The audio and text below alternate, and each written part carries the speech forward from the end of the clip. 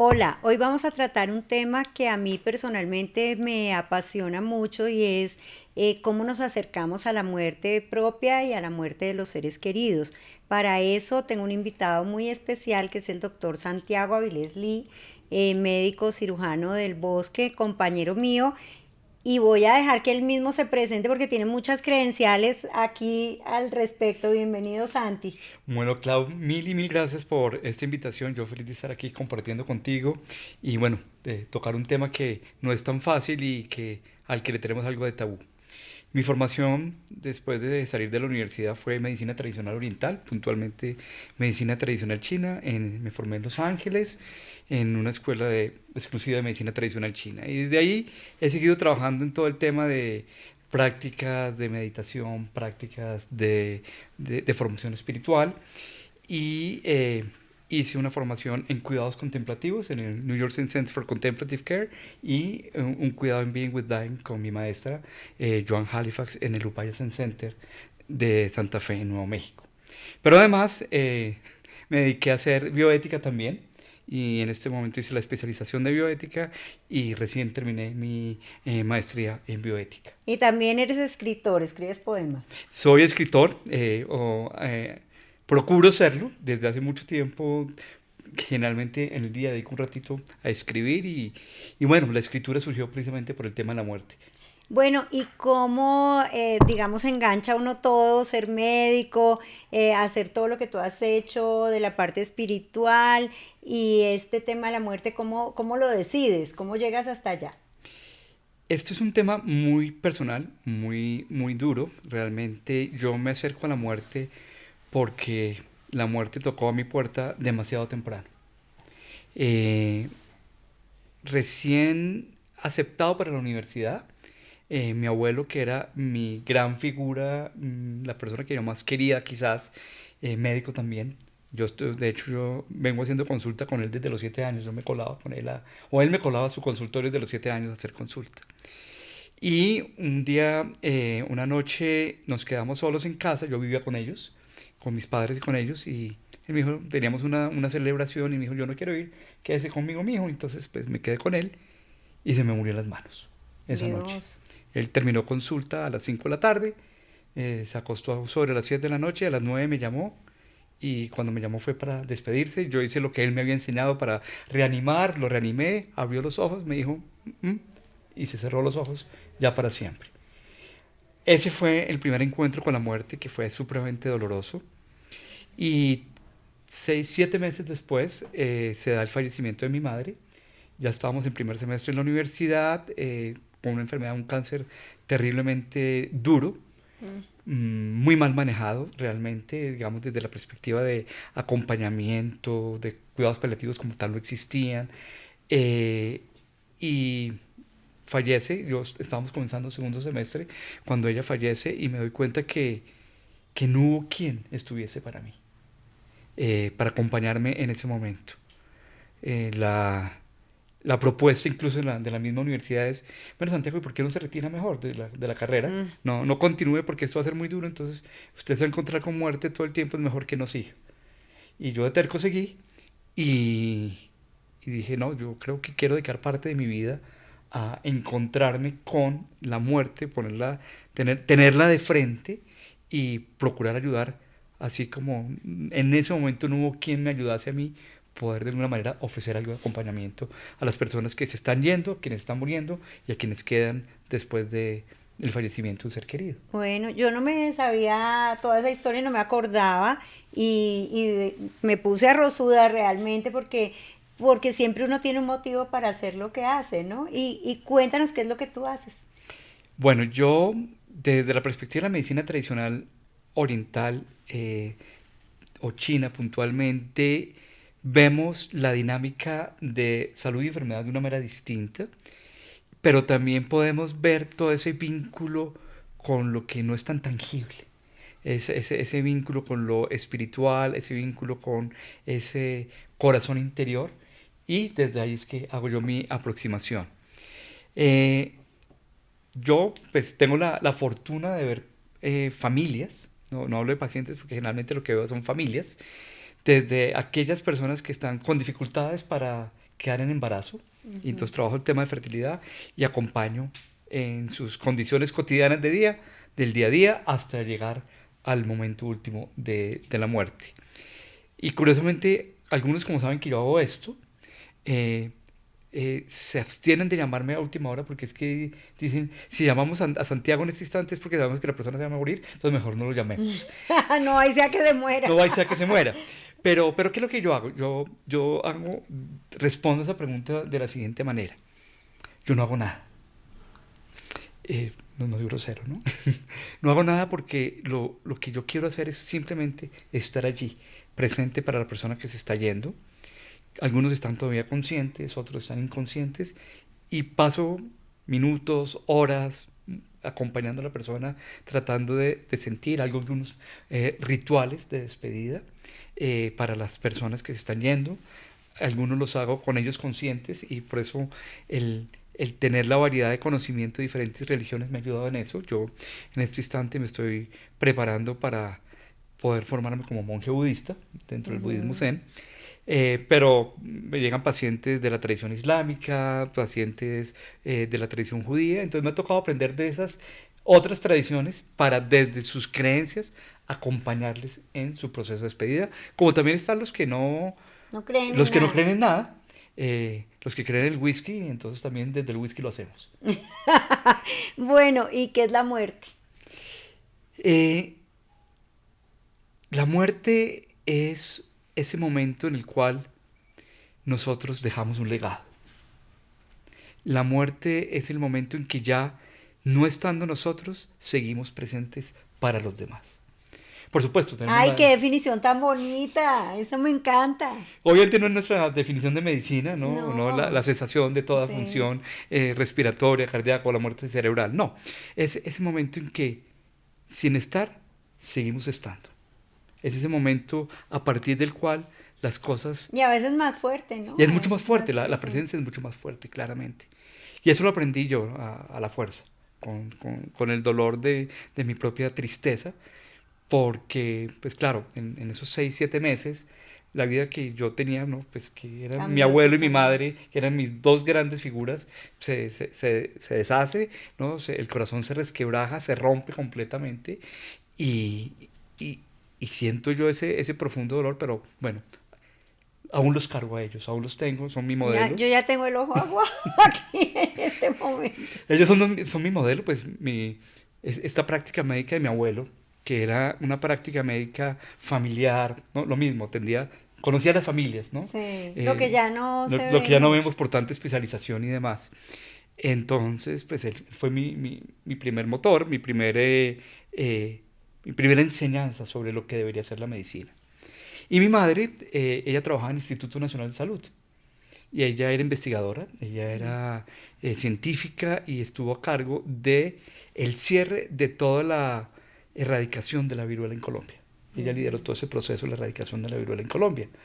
Entonces yo me la pasaba también buena parte del tiempo en los laboratorios del Instituto Nacional de Salud, jugando con microscopios, jugando con los ovoscopios, viendo cómo vacunaban las vacas y cómo extraían la vacuna de la viruela y demás.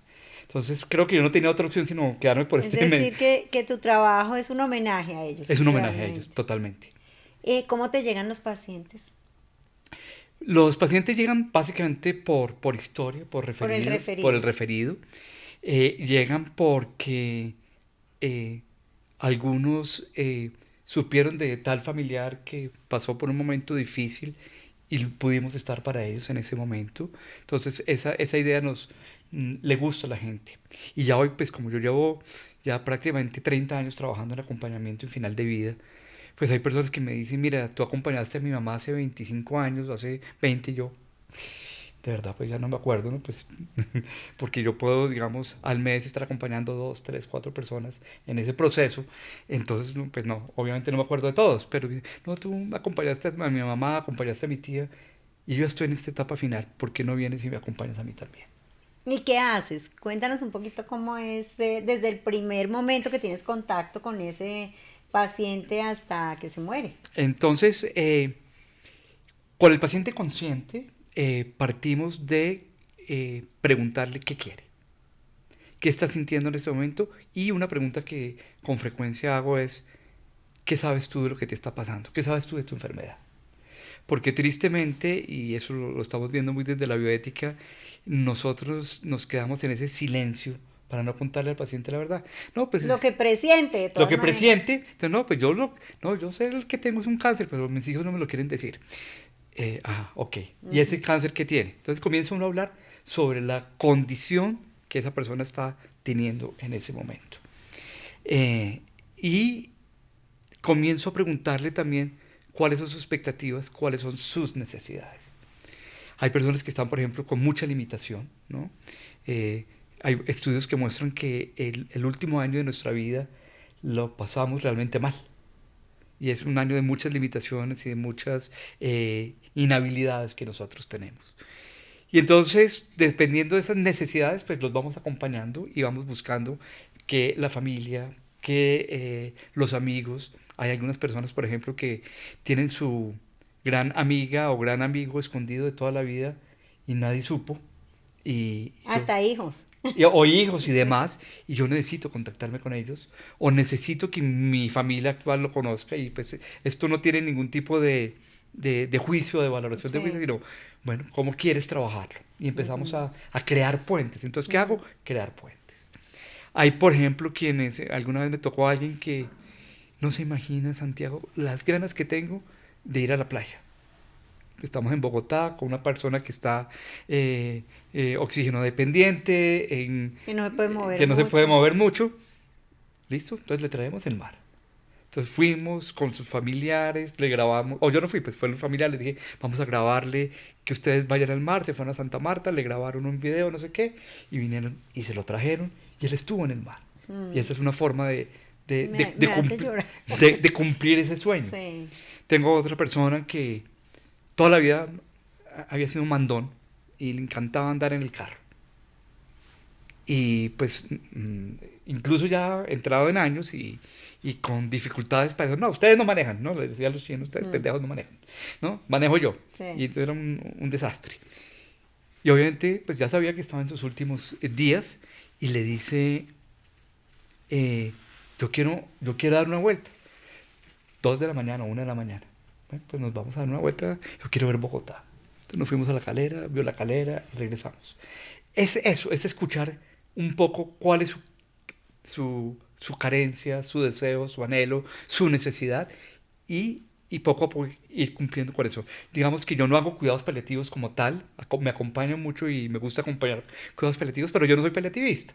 Pero sí me gusta poder estar en esas otras necesidades que la persona le están surgiendo a la persona. Por eso lo que yo hago se llama cuidado médico espiritual o Y es atención médica que espiritual. uno ve que cuando la gente está muriendo, entonces nadie habla del tema, la persona llega y todos se callan porque no, chito, que no sé qué, entonces se siente perdiéndolo todo, ¿no? Aislado, además de hasta de su entorno familiar, tener a alguien con quien pueda hablar de todas estas cosas sí que es importante, que pueda decirle, esta blusita es roja para fulanito, tal Ah, cual. claro, y ese es otro tema que trabajamos. Bueno, ahora, ¿qué otros Ah, temas bueno, pendientes tenemos? Entonces, sí. bueno, ¿cómo están tus cuentas bancarias?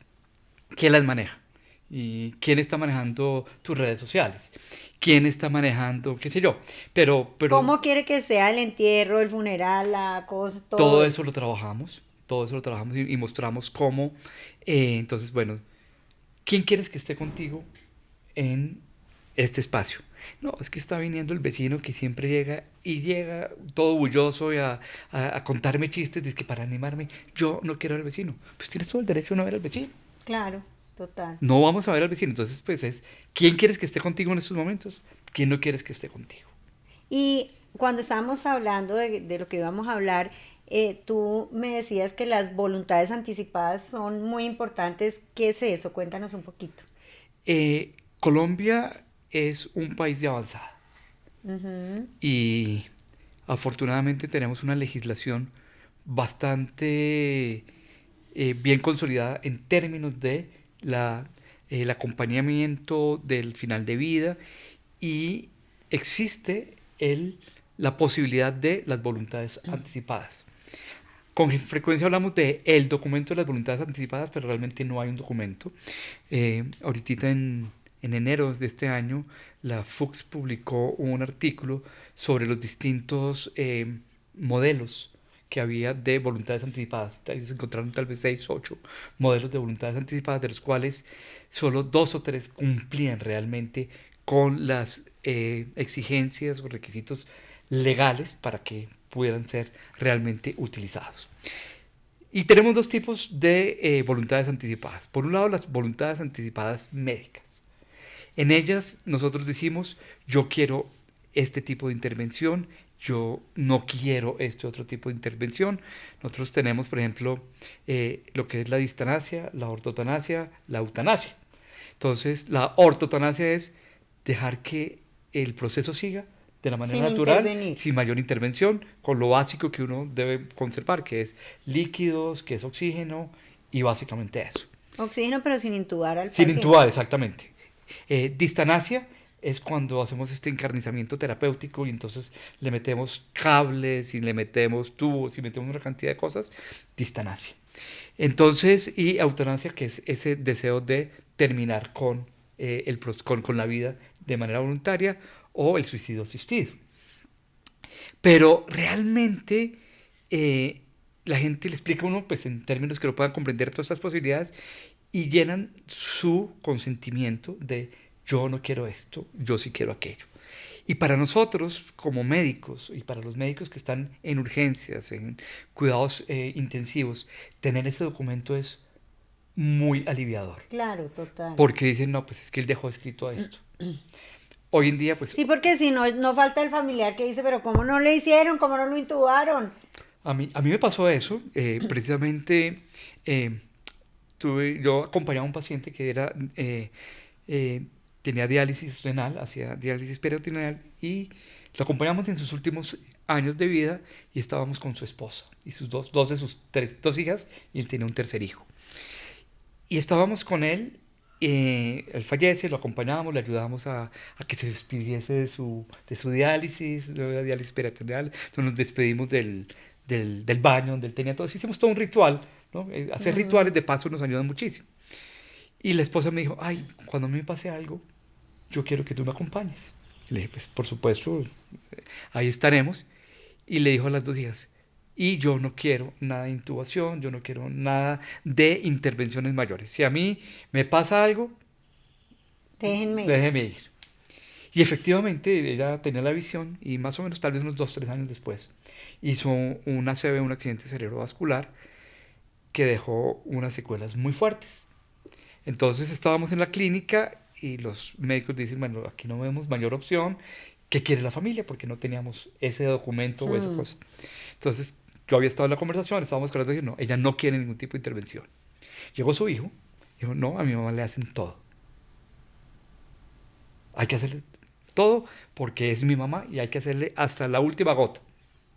Ante eso, pues los médicos dijeron, pues no podemos hacer nada, y el equipo de cuidados intensivos dice, pues no, la señora hace un paro, esa no, y la reanimaron, Mm. porque no hubo forma de negociar la no reanimación con ella. ¿Cómo hace uno para firmar eso? ¿Qué tiene que hacer? Ah, no, pero permíteme terminar el Bueno, cuento perdona. porque para que... Sí. Esta señora duró tristemente 2 años más en cama, completamente limitada. Yo iba a visitarla. Yo cada vez que entraba, ella lloraba. Ella estaba totalmente paralizada. Lloraba y yo pues tenía el corazón también destrozado, Arrugado. arrugado. El hijo que dijo que a mi mamá hay que hacerle todo, la visitó 3 veces en 2 años. Mm. Más todo lo que vino de costos extras, Vino a joder nomás. no más. Y claro, las dos hermanas cuidando, haciendo turnos, acompañando a la mamá, toda una cantidad de cosas que se van presentando alrededor del cuidado. Entonces, precisamente, es muy importante ir negociando todo eso con Y los ahí padres. sí, entonces, ¿cómo hace uno? Porque yo, por ejemplo, yo ya la quiero firmar. Entonces, quizás el más conocido es el formato que tiene la Fundación Derecho a Morir Dignamente. Yo te lo puedo hacer llegar o uno entra a la página de la Fundación Derecho a Morir Dignamente y ellos tienen el formato. Ese formato tú lo puedes firmar en presencia de 2 testigos y eso ya le da una validez legal. Ujú. O lo puedes firmar en una notaría. Mm. yo lo hice con ambas cosas. O sea, lo Te firmaron dos curaste testigos en salud. y los dos testigos firmaron en notaría. Entonces, para tener, por eso es la forma en que uno va manteniendo las voluntades anticipadas. Y en Pero, la parte económica, legal, todo eso, ¿cómo funciona? entonces, están las otras que son las voluntades no médicas, las Ajá. voluntades anticipadas no médicas, que tienen que ver con el resto de cosas que nos suceden en la vida. Lo otro, lo primero es cómo quiero que me atiendan si a mí me va mal en una enfermedad o si Sí, sí. me Sí, ya enfrento, no puedo ya yo decidir no puedo yo, decidir. porque... Y aquí la palabra que yo utilizo mucho es, antes de las voluntades anticipadas, es ¿quién va a hablar por ti? Ujú, Si tú llega un momento como el de esta señora, que ya no podía hablar, que lo único sí. que hablaba era con los ojos, no puede expresarse, que uno tenga ese alguien o ese dos, tres alguien que puedan hablar por uno para que en un momento crítico ese alguien pueda estar con uno. Pero también hoy en día tenemos pues todos estos medios de comunicación y demás, entonces podemos tener videos, podemos tener podcasts, audiocasts, todas estas cosas que nos pueden servir para que la persona deje sus voluntades. Entonces las voluntades no médicas también las hablamos con las personas. ¿Qué tipo de funeral quieres? Ujú. ¿Quieres un funeral masivo o quieres algo íntimo? ¿Quieres que haya funeraria? No haya funeraria. ¿Quieres que te velen en la casa? No te velen en la casa. ¿Quieres entierro? ¿Quieres cremación? Ujú. Si quieres cremación, entonces sí, claro, hay una cantidad de cosas alrededor, por ejemplo, de la tradición católica, que uno no puede disponer de las cenizas porque tiene toda una serie de cosas, pero las personas dicen, no, yo quiero que lleven mis cenizas al mar, allá nos vamos al hotel tal, de tal sitio donde siempre fuimos, y de ahí Ujú. salen para el mar y me tiran las cenizas, otros lo han Sí. botado, por ejemplo, desde helicóptero, en fin, eso lo definimos. ¿Quién maneja las redes sociales? Hace poquito, en esta semana, veía yo, y celebran el cumpleaños a fulanita de tal, a quien yo había acompañado hace ya 2 años. Ay, mi chica, horrible, Y sí. uno dice, no, pues es que ya no se lo podemos celebrar, pero no hubo quien le cerrara Sí. su Facebook, su Instagram, entonces uno deja las claves de Facebook, las claves de Instagram a tal persona y tú vas a cerrar, ¿no? Y lo vas a cerrar con este ritual, vas a poner esta foto Ujú. de despedida mía. Ah, que yo quiero, ¿cómo quiero ser recordado? ¿Cómo quiero ser recordado? Pues es muy difícil que la gente dice, no, no, como dicen, no hay muerto malo, ¿no? Ujú. No, era un gran hombre, una gran persona, una mujer divina, siempre dedicada. No, grabas un video y dices, yo quiero ser recordado así. Y dejas Ujú. guardado el video y se lo pasas a alguien que lo pueda poner ese día. Y dices, no, yo fui una persona con estas y estas posibilidades, estas capacidades, la embarré en esto, pero quiero que se acuerden de mí porque era el mejor en tal cosa, el mejor jugando póker y yo les gané a todos ustedes que me están viendo ahí. ¿No? Eso Y uno es, puede también decir, por ejemplo, tengo tres casas, las tres para un solo hijo y para los otros nada, ¿o no? eh, la legislación colombiana no lo permite. Entonces, la legislación colombiana habla de la cuarta de libre disposición, es decir, que del 100% de tus bienes solo puedes disponer De una cuarta de una parte. cuarta parte. La otra es la mitad para la pareja y la otra para los hijos, la descendencia. Pero cosas que sí hacemos es, bueno, ¿por qué no hacemos la distribución en vida? Claro, más fácil. Entonces, y la No gente dejar que dice, los hijos se maten después. después arrancándose los ojos por esto, por aquello, ¿no? Entonces hacemos y acompaño en eso. Y yo he tenido familias en las que nos hemos sentado, hemos hecho disposición en vida y a mí me ha tocado decir, no, vea, su papá tenía esto y esto y esto. Ay, ¿de verdad sí? Y aquí está, lo divido en tres, esto es para usted, esto es para usted, esto es para usted. Ujú. Y acompañamos, digamos, al abogado. Entonces yo tengo que acompañar a abogados. No es que cuando yo estaba con él, tararara, y el abogado dice, sí, él lo quiso hablar Así con fue. Santiago, pero yo doy fe por esto y por esto y por esto, y aquí está toda la parte legal. Dinos, digamos, unas cuatro o cinco cositas que uno puede hacer para ayudarle a alguien que uno siente que está acercándose a ese momento de la muerte. Porque a veces lo más duro cuando uno tiene un familiar, un amigo cercano, es como no poder hacer nada, como sentir uno que tiene las manos atadas, pero uno sí puede hacer cosas. ¿Cuáles? Sí, bueno, antes déjame te mencionar algo que para mí ha sido muy importante es qué música quieres tú escuchar. Ujú. Si tú estás enfermo y estás en una cama, entonces no, la gente dice, y yo era de esa línea, no, pongamos música New Age, música clásica para que la persona esté tranquila. Y algún día yo me quedé acostado ¿no? Y puse música clásica y empecé a sentirme como incómodo y dije, uy, ¿qué tal que yo me estuviera muriendo ahorita y escuchando este New Age? No, a mí que me pongan a Freddie Mercury. Entonces dije, no, tengo mi podcast, perdón, Tu mi playlist. playlist para mi playlist de cuando estoy enfermo y mi playlist de si me van a hacer una velación. Esa es Ujú, la música que yo quiero. ya, Y a Lorenzo le dije, mi hijo le dije, bueno, yo quiero que tú interpretes él es baterista, entonces con la percusión quiero que interpretes súper. la muerte de Akhenaton de Philip Glass, que es una obra maravillosa. Todavía no se la he aprendido, entonces ya le dije el otro día, tienes que apurarle porque es complicado aprendérsela. Claro.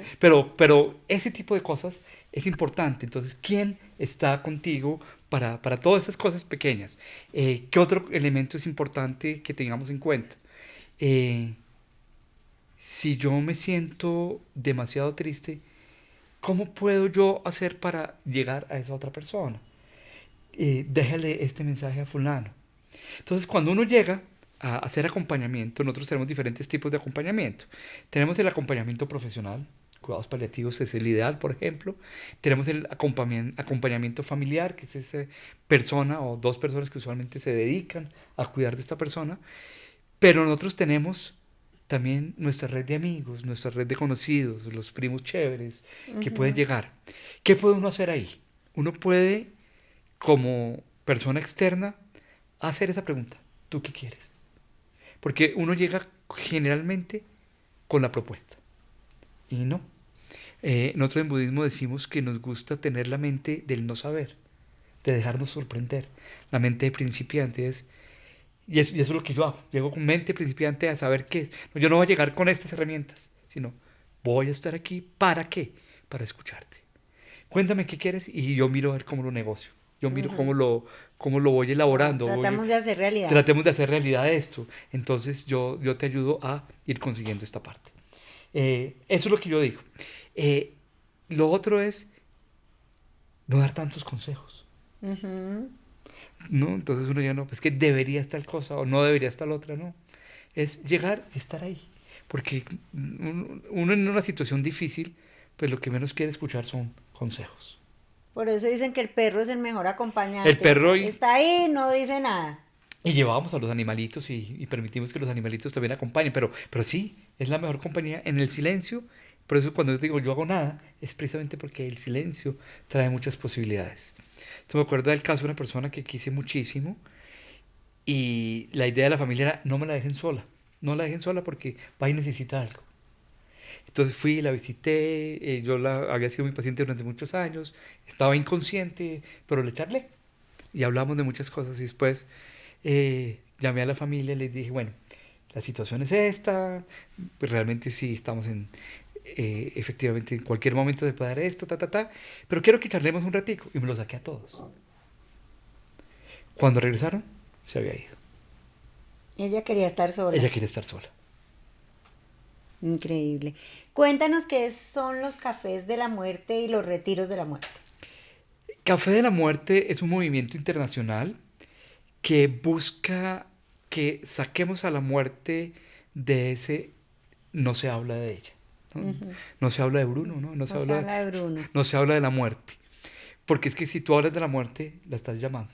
Ujú, Y entonces, pues eso es terrible.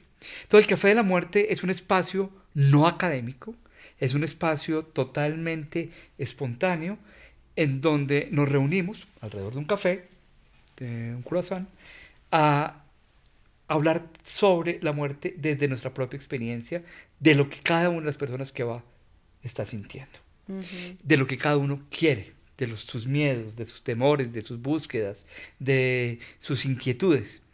Pero nosotros, digamos, este café usualmente lo hago en compañía de otras personas. Este café, nosotros tratamos de no enseñar cosas, no, es escuchar a la otra persona y es un espacio eminentemente de escucha. Yo escucho al otro en su historia, procuramos ser muy respetuosos de los tiempos, entonces les decimos, seamos breves en nuestra intervención, si nos queda tiempo, vuelves a intervenir, pero que no haya alguien que se siente en la palabra a Ujú. explicar. Pero nosotros ponemos un tema X, bueno, hoy vamos a hablar los temores hacia la muerte, hoy vamos a hablar de voluntades anticipadas. ¿Qué sabemos de eso? Y ponemos el tema. Y Ujú. de eso estamos nosotros comentando acerca de cómo manejarlo. Pero es un espacio no académico. ¿Y el retiro? Y en los retiros de muerte, entonces sí ya es un poco más académico, puede dar diferentes temas. Nosotros en este momento estamos manejando ese vínculo entre lo oriental y lo occidental, cuáles son las visiones orientales de muerte, las visiones occidentales de muerte, cuál es la historia de la muerte en Occidente, pero también desarrollamos las voluntades anticipadas. Entonces vamos a llenar las voluntades anticipadas. Súper. Vamos a llenar las voluntades no médicas anticipadas. ¿Qué quieres? La música, el ejercicio, el espacio que tú deseas. Vamos a buscar qué libros quieres que te lean en esos momentos. Entonces, todo eso lo manejamos en el taller, pero siempre acompañado de una meditación. Entonces, hay un tema académico, oriental y occidental, una meditación que modula eso y vamos haciendo meditación. Entonces tenemos meditación de preparación a la muerte, meditación de transición a la muerte, meditación del duelo, meditación, hay una que llamamos Tonglen, que es una meditación de absorber el sufrimiento del otro, de saber cómo recibir el sufrimiento del otro. Entonces trabajamos ese tipo, estos son los retiros Es más de la muerte. fácil morirse cuando uno tiene una conexión espiritual más alta o no. Yo creo que si tú tienes esa convicción espiritual, por supuesto que sí. Eh, pero yo te hablaba del whisky. Ajá. Y había alguien que me decía, tuvo su dificultad con el alcohol durante mucho tiempo. Y obviamente ya estaba en las últimas, él decidió morirse y decidió no volver a comer. Ujú. Decía, yo ya cumplí mi ciclo, no quiero volver a comer. Y pues claro, la reacción de la familia es, pues si no vas a comer, pues tampoco vas a tomar un whisky. ¿Y qué hicimos? Entonces cuando tan pronto yo llegué, y como sabes, yo no tomo whisky. Entonces yo llegué y dije, por favor, sírvanos 2 whiskies. No, pues se pusieron furiosos. Mm. Pero alrededor del whisky él comenzó a hablar. Y no es que se haya emborrachado, se tomó un par de Un sorbos. poquito. Pero él dijo, no, es que mi encuentro es a través de poder estar relajado, de poder soltar mis cosas, ta, ta, ta, ta, ta. Y echó a andar su proceso y en cuestión de unas semanas, 10 días, logró desprenderse. Entonces, él no tenía un vínculo espiritual propiamente dicho, una tradición.